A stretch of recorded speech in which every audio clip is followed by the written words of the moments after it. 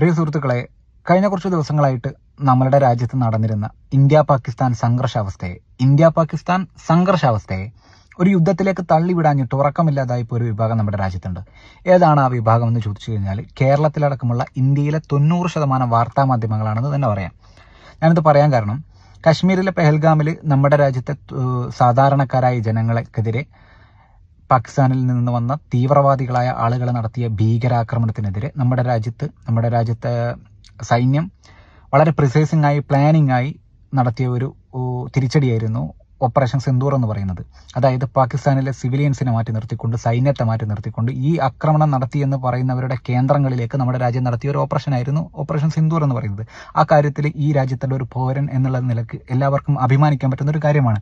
പക്ഷേ ഈ ഒരു സാഹചര്യത്തെ അതിനൊരു റിട്ടാലിയേഷൻ സംഭവിച്ചു എന്നത് വാസ്തവമാണ്.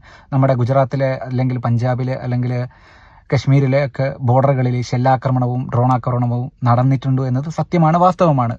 പക്ഷേ അതിനുമൊക്കെ അപ്പുറത്തേക്ക് ഈ എക്സിൽ നിന്നും അല്ലെങ്കിൽ എവിടെ നിന്നാണെന്ന് പോലും അറിയാത്ത ഈ ചില ഫേക്ക് ആയിട്ടുള്ള ന്യൂസുകൾ നമ്മുടെ രാജ്യത്തുള്ള പല മാധ്യമങ്ങളിലും പല ചാനലുകളിലും അവരിങ്ങനെ എടുത്തിട്ട് കൊട്ടി ആഘോഷിക്കുകയാണ്. നമ്മുടെ ആ ഒരു യുദ്ധത്തിലേക്ക് കടന്നു പോവുകയാണ്, ഈ രാജ്യം ഒരു ഭീകരാന്തരീക്ഷത്തിലേക്ക് എന്നൊക്കെ പറഞ്ഞിട്ട് ഈ രാജ്യത്തിലുള്ള 140 പരം കോടി ജനങ്ങൾക്കിടയിലേക്ക് ഇല്ലാത്ത ഭീതി ഉണ്ടാക്കുകയാണ് ഇവർ ചെയ്തത്. ഇത് ശരിക്കും നമ്മൾ മനസ്സിലാക്കേണ്ട കാര്യമാണ്.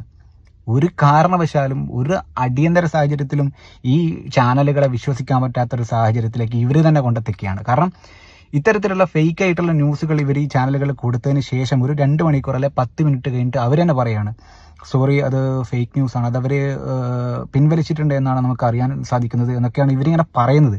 നമ്മൾ മനസ്സിലാക്കേണ്ടത്, നമ്മുടെ രാജ്യത്തൊരു ഭീകരമായ അന്തരീക്ഷം വരുന്നു എന്ന് കരുതുക. അപ്പോൾ അത്തരത്തിൽ നമ്മുടെ രാജ്യത്തുള്ള ജനങ്ങളെ എന്താ പറയുക, അവരെ സമാധാനപ്പെടുത്തുന്ന അവർക്കൊരു അല്ലെങ്കിൽ സത്യമായ കാര്യം, വാസ്തവമായ കാര്യം ജനങ്ങൾക്കിടയിലേക്ക് എത്തിക്കുക എന്നുള്ളതാണ് യഥാർത്ഥത്തിൽ മാധ്യമ ധർമ്മം എന്ന് പറയുന്നത്.